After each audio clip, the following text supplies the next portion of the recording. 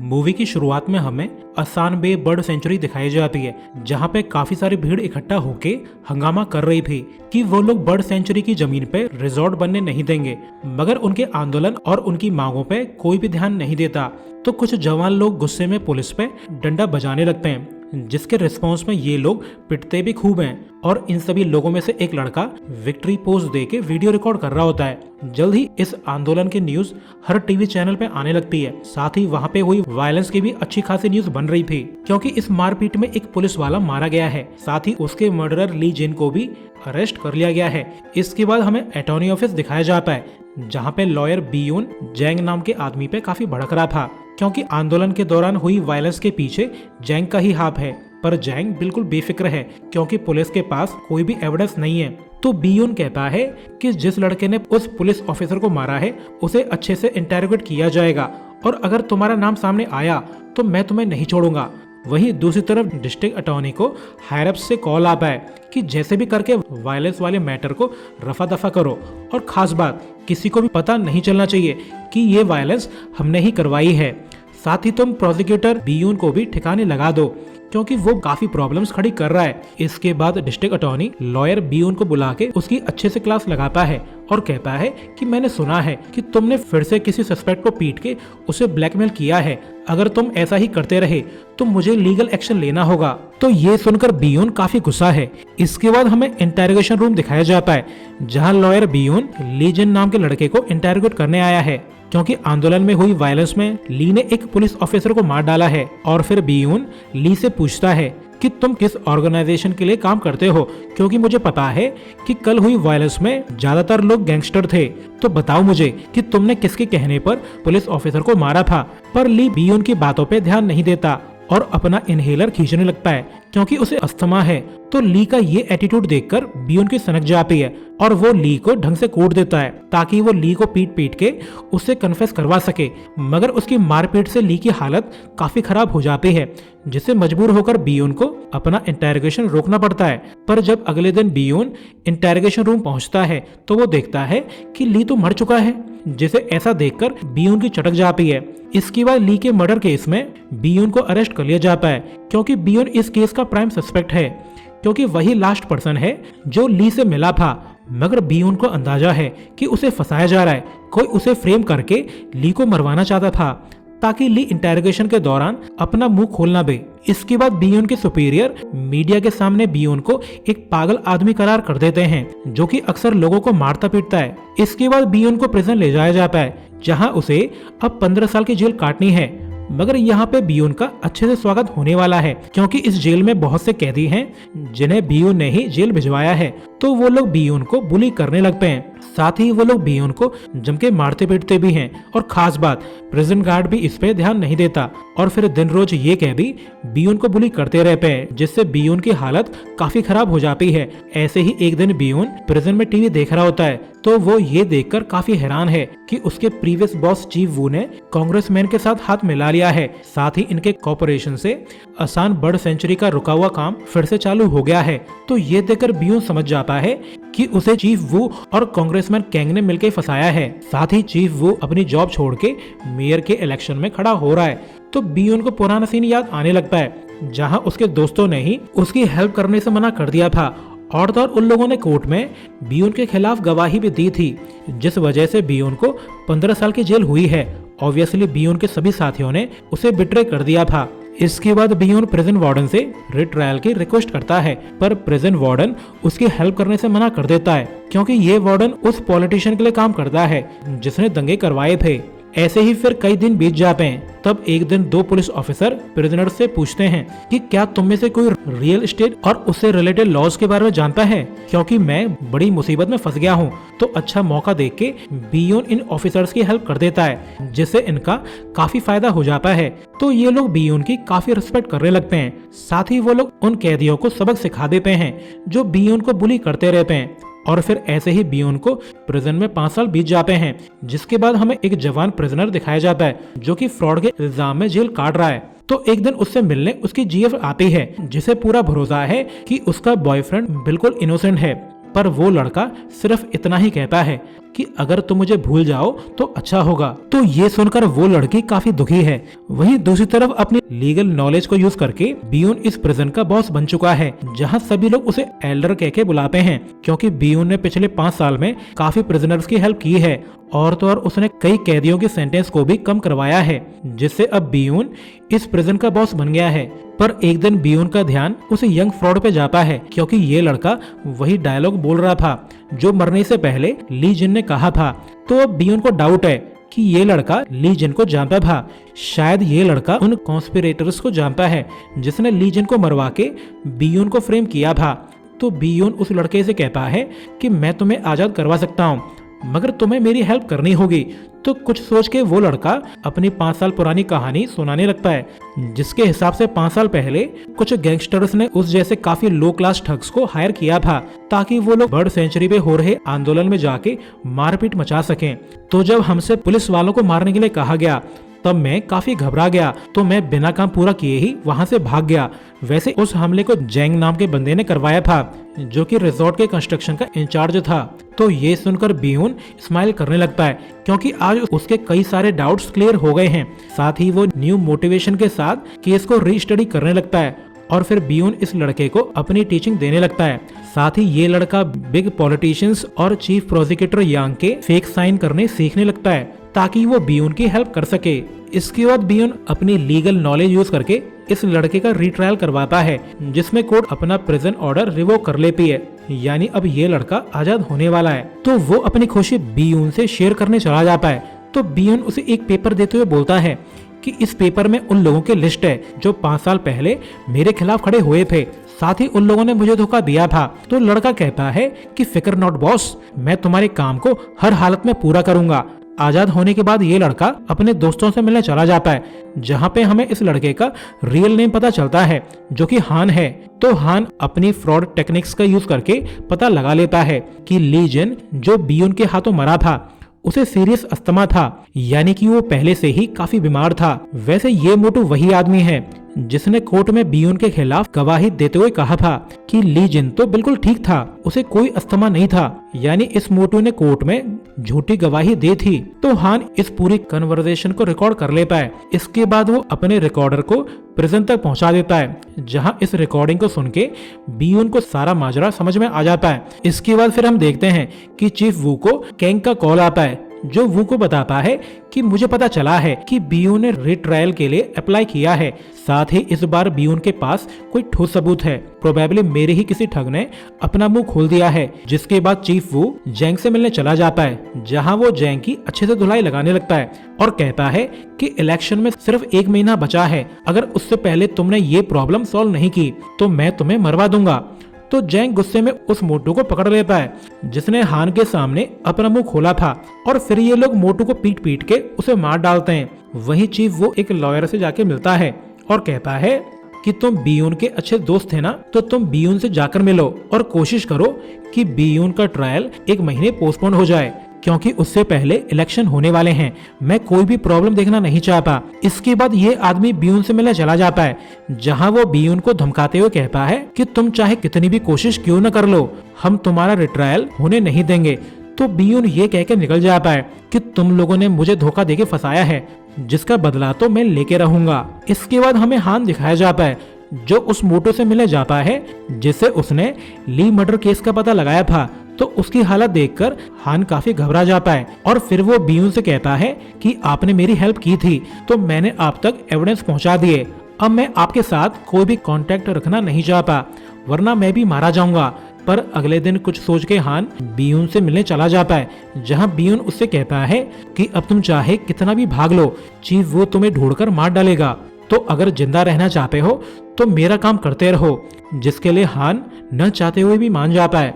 इसके बाद हमें चीफ वू का कैंपेन दिखाया जाता है, जहां वो तगड़ा भाषण दे रहा था, मगर तभी हान भी यहाँ पे आ जाता है, जो पोस्ट सेरेमनी सीन में जाके मस्त सा डांस करने लगता है, जिससे इम्प्रेस होके चीफ वू हान से मिलने चला जाता है, जहां हान चीफ वू के साथ फोटो लेने में कामयाब हो जाता है। साथ ही वो चीफ वू की कैंपेन मैनेजर को सिड्यूस कर लेता है, जिसे वो पूरी खुराक देने के बाद उसे सुला देता है और वो खुद चीफ वू की फाइल्स को चेक करने लगता है। साथ ही वो इन फाइल्स की फोटोज भी ले लेता है और फिर वो अपने सोर्स के थ्रू न्यूज़पेपर में इन्हें छपवा देता है। तो पता चलता है कि 11 बड़े बड़े बिजनेसमैन के साथ चीफ वू के ताल्लुक हैं और तो और चीफ वू का कैंपेन फंड घूस लेके इकट्ठा किया गया है। इसके बाद न्यू डिस्ट्रिक्ट अटॉर्नी बियोन को मिलने के लिए बुलाता है और पूछता है कि तुम अब जाके रीट्रायल के लिए अप्लाई करना क्यों चाहते हो।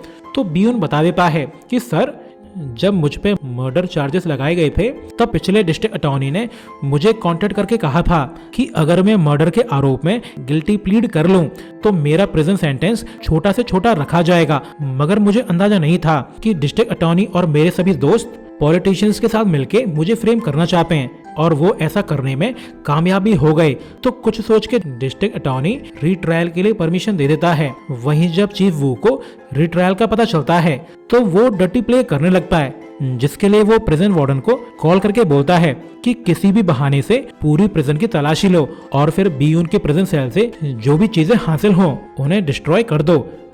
असल में चीफ वो बियोन के पास मौजूद सभी एविडेंस को डिस्ट्रॉय करवाना चाहता है। इसके बाद जल्द ही बियोन के सभी सामान को डिस्ट्रॉय कर दिया जाता है और तो और उसे न्यू सेल में ट्रांसफर कर दिया जाता है। तो जब हान उसे मिलने आता है तब बियोन उसे कहता है कि ये हमारी लास्ट मीटिंग है, क्योंकि अब चीफ वो अपनी चाल चलने लगा है। अब वो हर उस आदमी को मरवा देगा जो रिसेंटली मेरे कांटेक्ट में आया है, तो तुम संभल के रहना, वैसे भी तुम ही मेरी आखिरी उम्मीद हो। इसके बाद हान बैंक जाके बियोन का सारा पैसा निकाल लेता है, जिसे लेकर फिर वो कैंग नाम के बंदे से मिलने चला जाता है, जो कि पहले चीफ वू का आदमी हुआ करता था। इसके बाद हान चीफ प्रोसिक्यूटर यांग से मिलने जाता है, जहां वो यांग को काफी सारे फोटोज दिखाकर बोलता है कि पिछले डिस्ट्रिक्ट अटॉर्नी को ज्यादातर पैसा पॉलिटिशियन से आता था। साथ ही चीफ वू का कैंपेन फंड ब्राइब से इकट्ठा किया गया है, पर ये तो बस टिप ऑफ आइसबर्ग है। चीफ वू ने ऐसे कांड किए हैं कि आप सोच भी नहीं सकते, खासकर कि वो वायलेंस जो आसान बर्ड सेंचुरी में हुई थी वो चीफ वू और उसके साथियों ने ही करवाई थी, जिससे उन लोगों ने बहुत सारे पैसे कमाए हैं। और अब मुझे पता चला है कि आप भी चीफ वू के काफी क्लोज हो। मगर वो आगे कुछ कह पाता उससे पहले ही यहाँ पे यांग की सेक्रेटरी आ जाती है, जो अर्जेंट मैटर के लिए यांग को अपने साथ ले जाती है। यानी अब हान यांग के ऑफिस में कुछ भी कर सकता है। तो वो यांग के टेबल ड्रॉअर से एक डॉक्यूमेंट निकाल के उस पे साइन कर देता है। और खास बात, ये साइन यांग के हैं जो हान ने प्रिजन में सीखे थे। और तो और जिस डॉक्यूमेंट पे उसने साइन किए हैं वो विटनेस समन लेटर है, जिसके थ्रू ये लोग चीफ वू को कोर्ट में एज अ विटनेस पेश कर सकते हैं। मगर जब हान लौट के जा रहा होता है तब उसे एक गुंडा देख लेता है और वो गुंडा हान को फॉलो करता हुआ उसके होटल तक पहुंच जाता है। पर हान की अच्छी किस्मत, वो इस गुंडे को आता हुआ देख लेता है, तो वो ड्रेस बदल के यहाँ से निकलने की कोशिश करता है, पर फिर भी उसे पकड़ लिया जाता है। इसके बाद जैंग के गुंडे हान को एक कंस्ट्रक्शन साइट ले जाके खूब धुनते हैं। तो जांग कहता है कि तुमने तो सभी लोगों की नाक में दम करके रखा है, पर अब तुम बहुत बुरी मौत मारे जाओगे। वहीं दूसरी तरफ जब चीफ वू को कोर्ट का समन लेटर मिलता है तो वो भड़क जाता है। इसके बाद वो चीफ प्रोसिक्यूटर यांग के पास जाके उसे खूब गालियां सुनाता है और कहता है कि तुम्हें कोर्ट के समन लेटर पे साइन नहीं करने चाहिए थे, अब तुम्हें इस गद्दारी की सजा मिलेगी। तो ये सुनकर यांग की भी सनक जाती है और वो जोश में आके पुलिस चीफ को बुला के ऑर्डर दे देता है कि ईस्ट कंस्ट्रक्शन के मालिक जैंग को अरेस्ट कर लो। वो चीफ वू के लिए ठग का काम करता है, यानी अब यांग चीफ वू के खिलाफ हो चुका है। वहीं जब जैंग के गुंडे हान को मारने वाले थे तब पुलिस यहाँ पे आ जाती है, जो जैंग और उसके सभी गुंडों को अरेस्ट करने लगती है। तो ये सब सीन देखकर हान डेड होने का नाटक करने लगता है, जिससे उस पर कोई भी ध्यान नहीं देता। पर जब वो घर लौट के आता है तब चीफ प्रोसिक्यूटर यांग उसे पकड़ लेता है, मगर न जाने क्यों यांग हान पे जरा भी गुस्सा नहीं था। तो हान यांग को चने के झाड़ पे चढ़ाने लगता है और कहता है कि सर, अगर आप चीफ वू को एक्सपोज कर दो तो आप हीरो बन जाओगे, सभी लोग आपकी इज्जत करेंगे। तो यांग हान की बातों में आ जाता है और वो अब चीफ वू की बैंड बजाने के लिए रेडी हो चुका है। वहीं दूसरी तरफ चीफ वू प्रिजन में बियून से मिलने जाता है और कहता है कि तुम्हारे साथ जो भी हुआ उसका मुझे अफसोस है, पर प्लीज मैटर को कॉम्प्लिकेट मत करो, चुपचाप 15 साल की जेल काट के अपनी बाकी की लाइफ एंजॉय करो। कम से कम तुम जिंदा तो रहोगे, वरना तुम मारे जाओगे। मगर बीयून उसकी एक भी नहीं सुनता। तो चीफ वू कहता है कि मैं तुम्हें लास्ट चांस देना चाहता हूँ, तुम अपना केस वापस ले लो, मैं इलेक्शन जीतने के बाद तुम्हें जेल से बाहर निकाल लूंगा। मगर बीयून सिर्फ इतना ही कहता है कि मुझे मेरी इज्जत और ऑनर वापस चाहिए। तो ये सुनकर चीफ वू बेहद गुस्सा है। साथ ही उसे 5 साल पुराना इंसिडेंट याद आ जाता है जहां बीयून ने ली जिन को पीट पीट के ऐसी तैसी कर दी थी। तो जब बीयून रेस्ट करने गया था तब चीफ वू मौका पाके ली जिन के इंटेरोगेशन रूम पहुंच गया था, जिसे देखकर ली जिन कहता है कि सर प्लीज मुझे बचा लीजिए, मैं अब और पिटना नहीं चाहता, मैं सब कुछ सच बता दूंगा, मुझे अस्थमा है, मैं अब और पिटाई झेल नहीं पाऊंगा, मैं मारा जाऊंगा। तो ये सुनकर चीफ वू की चटक जाती है, क्योंकि जिस वायलेंस का पार्ट लीजन है उसे गैंगस्टर जैंग के थ्रू चीफ वू ने ही करवाया था। यानी अगर लीजन ने अपना मुंह खोला तो चीफ वू और उसका कैरियर बर्बाद हो जाएगा। तो हड़बड़ाहट में चीफ वू लीजन को जोरदार पंच मारता है। साथ ही वो लीजन का इनहेलर भी ले लेता है, जिसे प्रॉपर सांस न मिलने पर लीजन तड़प तड़प के मारा जाता है। और फिर चीफ वू इस इनहेलर को अपने आदमी कैंग के थ्रू ठिकाने लगवा देता है। वैसे ये पूरा इंसिडेंट चीफ वू ने अपने मुंह से बीयून को बता डाला है। तो वो स्टोरी पूरी होने पे कहता है कि तुम मेरा कुछ भी नहीं बिगाड़ सकते, क्योंकि मैं ये सब पिछले 25 साल से करता आ रहा हूँ। और ऐसा कह के चीफ वू यहाँ से निकल जाता है। वहीं दूसरी तरफ प्रिजन का वार्डन एक कैदी को खूब पीटता है और कहता है कि क्या तुम अपनी पूरी जिंदगी इसी जेल में बिताना चाहते हो? क्यों न तुम बीयून को धोखा दे दो, मैं तुम्हारी प्रिजन लाइफ को आसान करवा सकता हूँ। प्रिजन में ये आदमी बीयून के छोटे भाई की तरह है, जो कि बीयून का बहुत लॉयल है। इसके बाद जल्द ही रिट्रायल की डेट आ जाती है, जिसके लिए चीफ वू कोर्ट पहुंच जाता है। साथ ही बीयून को कोर्ट ट्रायल के लिए ले जाया जा रहा था, पर तभी गार्ड्स बीयून को अकेला छोड़कर यहाँ से चले जाते हैं, जिसके बाद बीयून का बेस्ट बड़ी यहाँ पे आके उसे चाकू मार देता है। प्रिजन वार्डन ने इस आदमी की लॉयल्टी को खरीद लिया है, क्योंकि वो वार्डन चीफ वू के लिए काम करता है, जो बीयून को कोर्ट तक पहुंचने देना नहीं चाहता। इसके बाद ये आदमी बीयून को मरने के लिए छोड़कर यहाँ से चला जाता है। वहीं दूसरी तरफ कोर्ट ट्रायल चालू हो जाता है, मगर बीयून टाइम पे पहुंच नहीं पाता, क्योंकि वो बैडली इंजर्ड हो गया है। तो इस वजह से ज्यूरी कोर्ट ट्रायल को थोड़ी देर के लिए डिले कर देते हैं। इसके बाद यांग को पता चलता है कि प्रिजन में किसी ने बीयून को चाकू मार दिया है और अब बीयून मरने की कगार पे है। वहीं दूसरी तरफ जज के रूम में चीफ वू और वो कांग्रेसमैन बैठा हुआ है, जो चीफ का क्राइम पार्टनर है। तो जज इन्हें भरोसा दिलाता है कि सर आप टेंशन मत लो, मैं जल्द से जल्द इस मैटर को निपटा लूंगा। वहीं दूसरी तरफ हान को समझ में नहीं आ रहा है कि अब वो क्या करे, पर तभी यहाँ पे एम्बुलेंस आ जाती है जिसमें बीयून मौजूद था। वहीं दूसरी तरफ कोर्ट में जब ट्रायल खत्म होना था तब बीयून अपनी फाइल लेकर यहाँ पे पहुंच जाता है, जिसके बाद रियल ट्रायल चालू हो जाता है, जहाँ पे बीयून सभी विटनेस से पूछताछ करने लगता है, इंक्लूडिंग हान से भी। तो हान झूठ बोल बोल के सभी बड़े लोगों को फंसाने लगता है, यहाँ तक कि वो वायलेंस के दौरान लिए गए विक्ट्री फोटो को शो करने लगता है। यानी हान वायलेंस वाले दिन बर्ड सेंचुरी में मौजूद था, और तो और उसके पास चीफ के साथ लिए गए फोटो भी हैं। इसके बाद चीफ वो को एज अ विटनेस बुलाया जाता है, जिससे चीफ प्रोसिक्यूटर यांग क्वेश्चनिंग करने लगता है, मगर इन सवालों के जवाब चीफ वू नहीं दे पाता। इसके बाद अपनी बारी आने पे बीयून चीफ वू से पूछता है कि आपने ली जिन को क्यों मारा? तो चीफ वू सिर्फ इतना ही कहता है कि पहले मेरे खिलाफ एविडेंस लाओ, फिर बात करना। तो बीयून चीफ वू के आदमी कैंग को एज अ विटनेस बुला लेता है, जो हान को चुपचाप कुछ दे देता है, जो सीधा इस रिकॉर्डर को बीयून तक पहुंचा देता है, और वो कोर्ट के सामने इस रिकॉर्डर को चला देता है, जिससे सभी को पता चलता है कि चीफ वू ने कैंग के थ्रू ली का अस्थमा इनहेलर गायब करवाया था। साथ ही वो कोर्ट के सामने इनहेलर शो करने लगता है, जिसे कैंग ने छुपाया था। तो ये सब देखकर चीफ वू को समझ में आ जाता है कि उसकी अब लगने वाली है। तो वो गुस्से में बोलता है कि ये इनहेलर रियल नहीं है, और फिर इन दोनों के बीच में गाली गलौज होने लगता है, जिसमें चीफ वू गलती से बोल जाता है कि असली इनहेलर को तो मैंने नदी में फेंक दिया था, ये तो फेक है। यानी अब सच कोर्ट और सभी के सामने आ चुका है।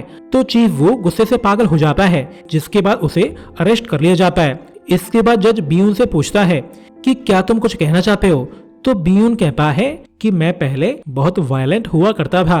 मैं अपनी अथॉरिटी का यूज करके बैड गाइज को पीट पीट कर कन्फेस करवाता था, यानी मैंने उनके ह्यूमन राइट छीने हैं, जिसके लिए मैं गिल्टी हूँ और मैंने अपनी मिस्टेक की सजा 5 साल जेल के रूप में काट ली है। सो प्लीज अब मुझे आजाद कर दीजिए, मैं अब घर लौटना चाहता हूँ। तो कोर्ट बी उनको इज्जत के साथ बरी कर देती है, मगर उसे रिसीव करने के लिए कोई भी नहीं आता। तो ये देखकर वो काफी दुखी है, पर तभी यहाँ पे हान आ जाता है, जो बीयून को जोक सुना सुना के उसे हंसाने लगता है, जिस पर बीयून काफी खुश है। साथ ही वो हान को अपना क्रेडिट कार्ड भी दे देता है और बोलता है कि जाओ बच्चे मौज करो और अच्छी लाइफ जियो। और इसी सीन के साथ ये मूवी एंड हो जाती है। सो अभी के लिए goodbye, thanks for watching.